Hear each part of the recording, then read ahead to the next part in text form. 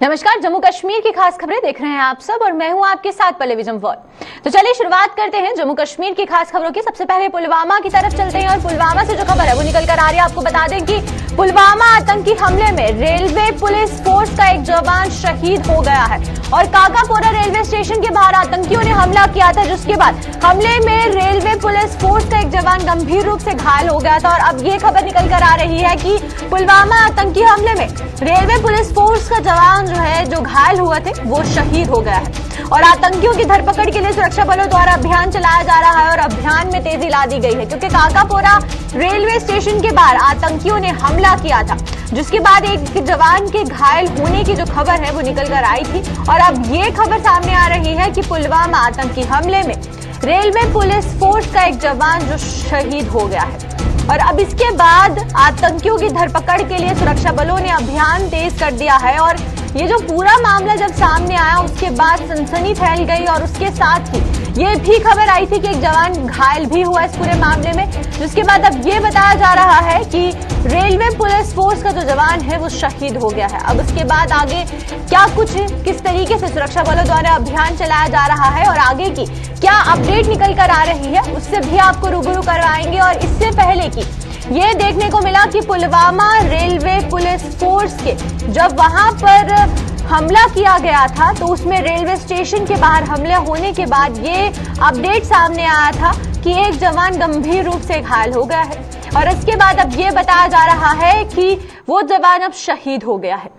तो इसके बाद से सुरक्षा बलों द्वारा जो अभियान वहां चलाया जा रहा है, सर्च ऑपरेशन चलाया जा रहा है रेलवे स्टेशन के बाहर, अब सिक्योरिटी को लेकर किस तरीके से इंतजाम किए गए हैं। और काकापोरा इलाके की बात करते हैं तो काकापोरा रेलवे स्टेशन के बाहर अब सिक्योरिटी फोर्सेस को तैनात कर अभियान तेजी से बढ़ाया जा रहा है और पब्लिक प्लेसेस पर किस तरीके से सिक्योरिटी लगाई गई है। तो तमाम जानकारी के लिए हमारे साथ हमारे संवाददाता आदिल यहाँ पर जुड़ चुके हैं, तो आदिल से जानते हैं। आदिल, पहले आपसे जानना चाहेंगे कि ये जो अभियान शुरू किया गया है इसके बाद से सिक्योरिटी फोर्सेस को किस तरीके से अलर्ट किया गया और खासकर रेलवे स्टेशन की बात करते हैं तो रेलवे स्टेशन पर सिक्योरिटी फोर्सेस की तरफ से किस तरीके से मुस्तैदी देखने को मिल रही है। जी बिल्कुल, मैं आपको बताऊं कि जिस हमले के बाद ही जहां पे 2 एलिमेंट जख्मी हुए थे जी पूरे इलाके को कोऑर्डिनेट में लिया है। जो सभी सिक्योरिटी एजेंसीज है, चाहे आर्मी है, सीआरपीएफ, पुलिस है, उन्होंने इस पूरे इलाके को मुहासरे में लिया है और तलाशी अभी जारी है। अभी जो इत्तला मिल रही है कि किसी की गिरफ्तारी में नहीं हुई है, लेकिन जो सर्च ऑपरेशन वो लगातार अभी जारी है पूरे इलाके में। बिल्कुल आदिल, आपसे ये जानना चाहेंगे सर्च ऑपरेशन के साथ अब जो बाहर से गाड़ियां आ रही है काकापोरा इलाके में, उनको किस तरीके से रिस्ट्रिक्शंस को ध्यान में रखना है और क्या कुछ रिस्ट्रिक्शंस उनके ऊपर लगाई जा रही है। जी बिल्कुल, जो काकापोरा का रेलवे स्टेशन है, जो वहाँ का रास्ता है, वहाँ से भी पूरा वो सील किया गया है। किसी गाड़ी को आने जाने का इजाजत नहीं दे रहे हैं। तो जो गाड़ियां हैं वो दूसरे अल्टरनेट रूट को अभी फॉलो कर रहे हैं, क्योंकि वहाँ पे जो रेलवे स्टेशन है पूरा इलाका अभी सील ऑफ है और सिक्योरिटी एजेंसीज अभी वहाँ पे तलाशी अभी कर रहे हैं। जी बिल्कुल आदिल, एक आखिरी सवाल आपसे ये जानना चाहूंगी मैं कि रेलवे पुलिस फोर्स के जो जवान शहीद हुए हैं उनकी क्या कुछ पहचान बताई जा रही है। जी अभी उनकी पहचान नहीं आ रही है क्योंकि ये अचानक ही हमला हुआ था और शाम का वक्त था। अभी उनकी जो आइडेंटिफिकेशन है उसके लिए हमें थोड़ा वेट ही करना है मैम। ठीक है जी, चलिए बहुत बहुत शुक्रिया आदिल आपका हमारे साथ जुड़ने के लिए और तमाम जानकारी देने के लिए। तो ये थे हमारे साथ हमारे संवाददाता आदिल। और वहीं पर आपको बता दें कि पुलवामा आतंकी हमले में रेलवे पुलिस फोर्स का एक जवान शहीद हो गए हैं और वहीं पर आतंकियों की धरपकड़ के लिए सुरक्षा बलों ने अभियान में और ज्यादा तेजी ला दी है।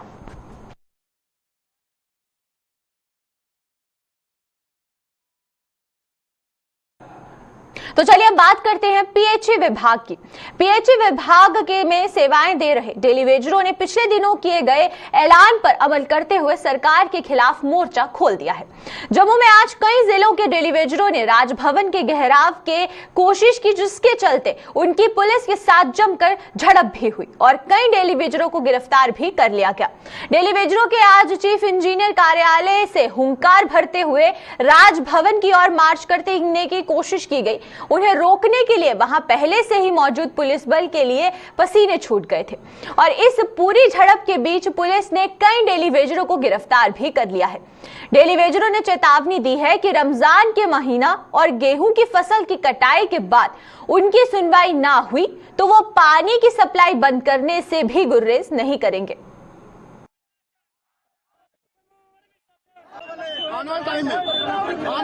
जैसे माह रमजान के रोजे खत्म होते हैं और गेहूं की कटाई खत्म होती है, एक बड़ा प्रोग्राम दिया जाएगा। अगर उस तक सरकार कुछ करती है तो ये सरकार के लिए हम वेलकम स्टेप होगा। अगर सरकार हमारी पॉलिसी पे काम करती है, अगर नहीं करती है तो जम्मू शहर सोचिए, ये जम्मू ग्रामीण के जितने बड़े बड़े टाउन है उन सब टाउनों में पानी बंद किया जाएगा। उसकी सारी की सारी रिस्पॉन्सिबिलिटी सरकार की होगी, हमारी नहीं होगी। हम पिछले 1.5-2 साल से सरकार को बार बार ये रिक्वेस्ट कर रहे हैं, लेकिन सरकार को शायद सीधी बात समझ नहीं आती। जैसे पीटीडी ने सिस्टम ठप किया था पूरा, इसी तरह पीएचई का सिस्टम ठप होगा तो ये ग्राउंड पे पॉलिसी लेके आएंगे, अदरवाइज ये आने वाले नहीं है।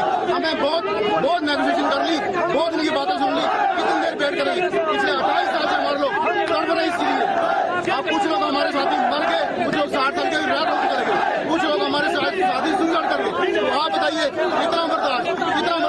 सरकार ने अगर पीटीडी की घोषणा की तो हमारा भी करती पीएचई। जम्मू कश्मीर में आज ब्लॉक स्तर पर स्वास्थ्य मेलों का आयोजन किया गया।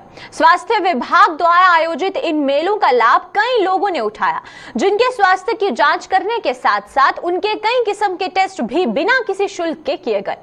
इन मेलों के जरिए इन लोगों का पंजीकरण भी मौके पर ही किया गया, जो अभी तक आयुष्मान भारत जन आरोग्य योजना का लाभ नहीं ले पाए थे। रियासी, डोडा, रामबन और स्वरनकोट में लगे इन मेलों में आज दिन भर लोगों का आना जाना लगा रहा, जिसमें जितने भी डिजीज़ हैं, जितने भी हेल्थ रिलेटेड इश्यूज़ हैं, प्रोग्राम्स हैं गवर्नमेंट ऑफ इंडिया के, स्टेट यूटी गवर्नमेंट्स के, उसमें अवेयरनेस लोगों को दी जाएगी। और साथ साथ में सभी लोगों का जो है ना चेकअप किया जाएगा, लोगों को अवेयर किया जाएगा। ये हर वैसे भी तो रूटीन में हमारे जो हेल्थ स्टाफ जो है हर गाँव में, स्कूल में जाता है, लेकिन आज से शुरुआत से एक स्पेशल एक इनिशिएटिव होगा जिसमें सभी लोगों को चेक करके किया जाएगा। और साथ में जो आयुष्मान हमारे कार्ड हैं, गोल्डन कार्ड हैं और हेल्थ कार्ड जो है उसका भी यहाँ से आगाज़ हुआ है, जिससे लोगों को जो है ना आने वाले समय में इसका बेनिफिट मिलेगा।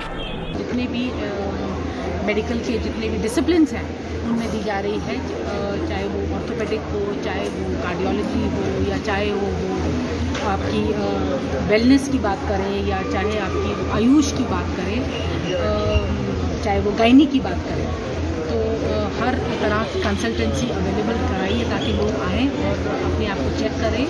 और कोई भी इशू अगर उनको लगता है कि है तो उसको यहीं से एडवाइस है कि कंसल्टेंसी करके राइट मेडिसिन के साथ अपना शुरू करें। इतने हमारे हेल्थ डिपार्टमेंट के स्टॉल्स के साथ साथ 20 स्टॉल्स जो हैं वो दूसरे महकमा जात के भी यहाँ लगवाए गए हैं, ताकि जो आवाम यहाँ पर आ रहे हैं गवर्नमेंट की जितनी भी फलाही स्कीमें या वेलफेयर स्कीमें हैं उनके मतलब उनको पूरी जानकारी मिले, और पूरी जानकारी लेने के बाद उनको पूरा फ़ायदा उन स्कीमों का कैसे हम पहुंचा सकते हैं वो उनको पता चल पाए।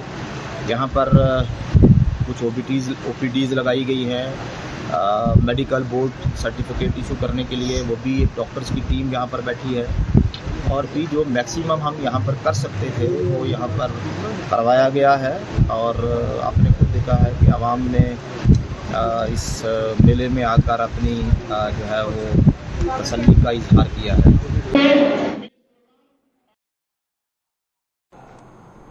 राजौरी की सब डिस्ट्रिक्ट कोटरंका में दमकल विभाग की गाड़ी की व्यवस्था न होने का खामियाजा आज एक दुकानदार को भुगतना पड़ा। कोटरंका बाजार में स्थित मिठाई की इस दुकान में आज अचानक संदिग्ध परिस्थितियों में आग लग गई और वहां दमकल की गाड़ी ना होने के चलते स्थानीय लोगों को आग पर काबू पाना पड़ा। इस हादसे में दुकान में रखे फ्रिज व अन्य सामान जलकर राख हो गया। ये फायर ब्रिगेड गाड़ी न होने की वजह से इतना नुकसान हुआ है। जहाँ एक दुकान को आग लगी है, इसमें से दूसरों को भी लग सकती थी। इसलिए हमारी ये सरकार से अपील है और डीसी रजौरी से अपील है कि हमें ये फायर ब्रिगेड की गाड़ी दी जाए, और जहाँ अगर ये होती तो इतना नुकसान ना होता।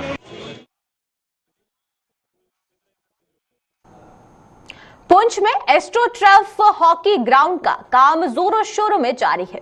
ये काम काफी समय तक अधर में लटका रहा था, लेकिन अब पिछले करीब 1.5 सालों से इसमें गति पकड़ ली गई है। इस एस्ट्रोटर्फ का निर्माण शहीद डीएसपी मनजीत सिंह की याद में किया जा रहा है और उम्मीद है कि इसके शुरू होने पर पुंछ में हॉकी की कई प्रतिभाएं राष्ट्रीय और अंतर्राष्ट्रीय स्तर पर इस जिले का नाम रोशन करेंगी। कोविड की वजह से हमें काम काफ़ी प्रॉब्लम आई, तो जो ये मैकमेडेशन होना था ये हमारा लास्ट पिछले साल होना था। फिर हमारा क्योंकि अक्टूबर तक हमारा ये काम खत्म हुआ, तो उस अक्टूबर नवंबर में हमारा यहाँ पे टेम्परेचर सूटेबल नहीं होता जिसके लिए हम मैकमेडेशन करवा सके। तो हमारा ये आप जो बना इसका प्रपोजल बनाई है उसके लिए इतना ह्यूमिड टेम्परेचर चाहिए था कि जिसमें हम मैकमेडेशन करा सकते हैं। तो आज हमारा देखते हैं पिछले दिनों से हमारा काफ़ी पुंछ का टेम्परेचर भी काफ़ी ह्यूमिड है, तो उस वजह से जो हमारा ये काम मैकमेडेशन का आज काम शुरू हुआ है। इसकी एक्चुअल जो कास्ट थी 5.32 करोड़ है, तो ये हमारा काम एक्चुअली जल्दी ख़त्म होना था, बीच में कोविड की वजह से ये नहीं हो पाया, लेकिन होप्स आप 20 मई से पहले हमारा ये फील्ड हॉकी जो स्टार्टर है ये बिक जाएगा यहाँ पे, और पुंछ को एक बहुत बड़ा मेगा प्रोजेक्ट जो मिलने जा रहा है।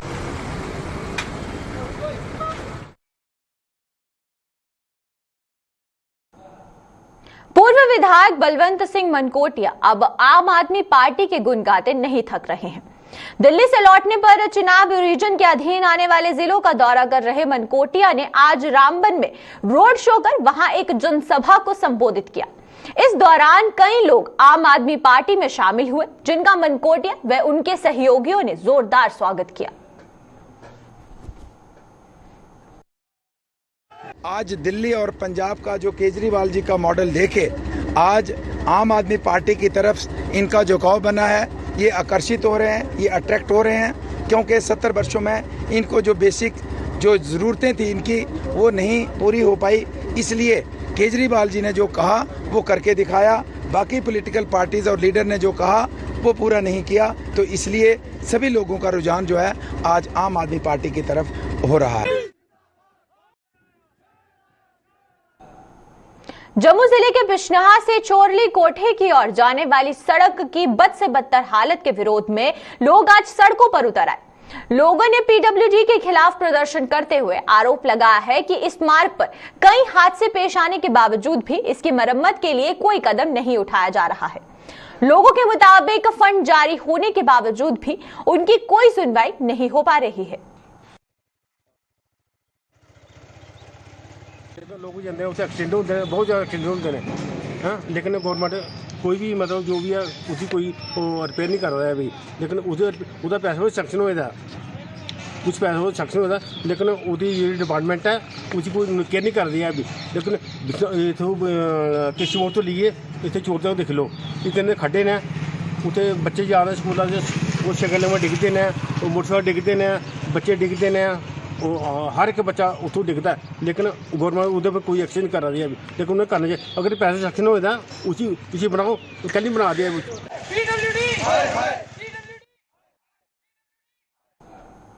रमजान के इस महीने में जरूरतमंद लोगों के प्रति अपना फर्ज निभाते हुए एक गैर सरकारी संस्था ने आज उन्हें राहत पहुंचाई है। इस संस्था ने टंगमर्ग में शिविर लगाकर ऐसे परिवारों में राशन वितरित किया। ये संस्था सर्दियों के मौसम में भी जरूरतमंद लोगों की मदद करने के अलावा बच्चों को स्कॉलरशिप भी मुहैया करवा रही है। इस शिविर में आज गुलमर्ग के एसडीएम भी मौजूद रहे, जिन्होंने इस सामाजिक कार्य के लिए गैर सरकारी संस्था का आभार जताया है। फंड या विडो हेडेड फैमिलीज़ के लिए ये 4 महीने का राशन हर साल, और उनके बच्चों के लिए scholarship at the rate of 1700 per month till they reach 12th, और 12th के बाद अगर वो प्रोफेशनल कोर्सेज में चले जाते जितना खर्चा उस पर आएगा उतना देते हैं, और विंटर्स में ब्लैंकेट्स देते हैं। तो मैं ये कहूँगा कि आप लोगों को भी मैं रिक्वेस्ट करूँगा कि आप इसको वाइड स्प्रेड करें, ताकि सबको पता चले, जो भी कोई आर्फन, जो भी कोई विडो नीड में है, वो इस ऑर्गेनाइजेशन के साथ टाइप करें।